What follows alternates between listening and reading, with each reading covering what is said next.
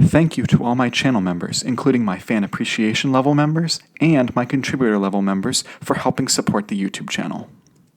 Hello, and welcome to my channel. My name is Jonathan Cohn, and today I have my book review of the book Ride or Die by Delilah S Dawson. This is a middle grade horror book that Delilah Dawson's writing, and I'm a big Delilah Dawson fan. She's written a ton of different things that I've loved. I really loved some of her Star Wars books like Phasma and Black Spire and Inquisitor, Rise of the Red Blade. I've also loved some of her YA stuff. Hit and Strike were great books, and my favorite book of hers is her book The Violence, which was just probably my favorite horror novel that I've read. And then she's also written some good middle grade. She wrote Mine and Camp Scare, which I read and reviewed both of those on the channel as well. And those are also middle grade, just like this book is. And I think those are good comps for this book if you've read those books. And so I was excited, and I actually don't have a physical copy of Ride or Die because I was approved through NetGalley to get an ebook of it. And so I decided to go ahead and film my review so that if you're interested in it, you can go ahead and get your a pre-order for your book in. And Ride or Die is essentially a story about a girl named Bree who is invited to one of the popular kids' birthday parties. And the popular kids' birthday party is at an old amusement park. And while at the amusement park, she gets separated from the popular kids for some reason, and she ends up being in this kind of horror,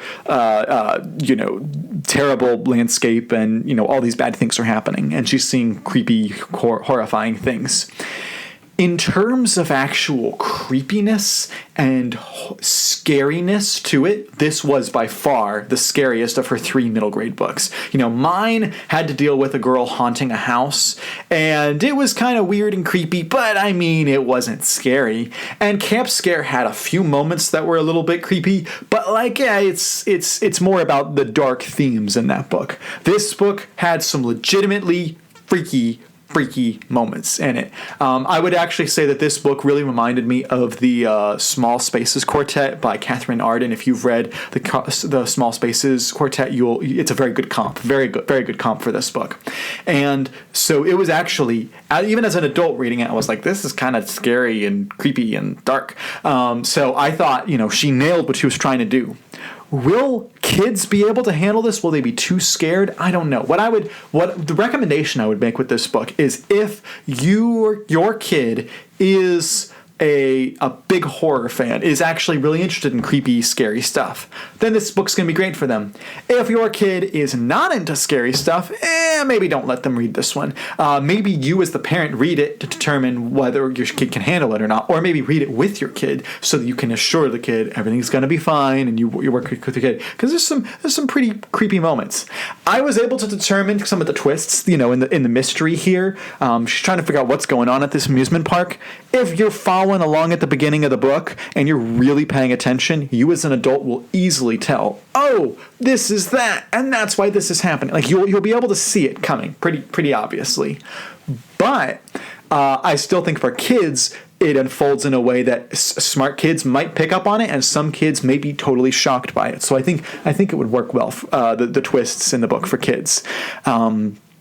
The book does deal with some themes about bullying, themes about the responsibility of kids and their future, and there's also themes about the problems of society and the way that it deals with school and with workload and stuff for kids. And so it has some really interesting themes as well with it. I think that the themes in Mine and Camp Scare work just about as well here. So it's just about it as well. The difference here is that this is a legitimately this kind of freaky book to read, and it's one of those books that everything's okay. It's a middle grade horror. It's not like, you're going to get like the ending of It or anything at the end of this book. There's a pseudo happy ending at the end of this, but it's really thought provoking, and it does a good job of dealing with like the sense of dread.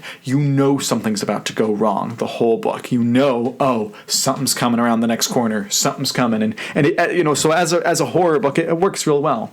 And so I think Delilah Dawson Dawson is batting for three in terms of making the books entertaining. None of these books are top tier fiction for me, but they're still entertaining books that, will take you a day or so to read. I read it all in one sitting. My copy, my ebook, was about 150 pages, but that was with really small print. So I think that if you had a traditional print, it's probably going to be like 220, 230 pages.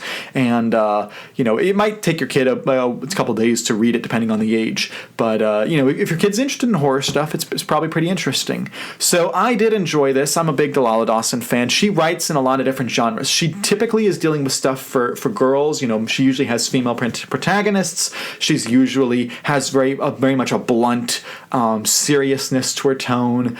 She's an eclectic taste, but it works for me. I really enjoy it, and I have many more Delilah Dawson books I do want to read eventually. But I wanted to go ahead and get this out there. If you're interested in the book, let me know the thoughts in the comments section down below. Let me know what your favorite Delilah Dawson book and what your favorite middle grade horror book is. And until next time, I'm Jonathan, and thank you for watching.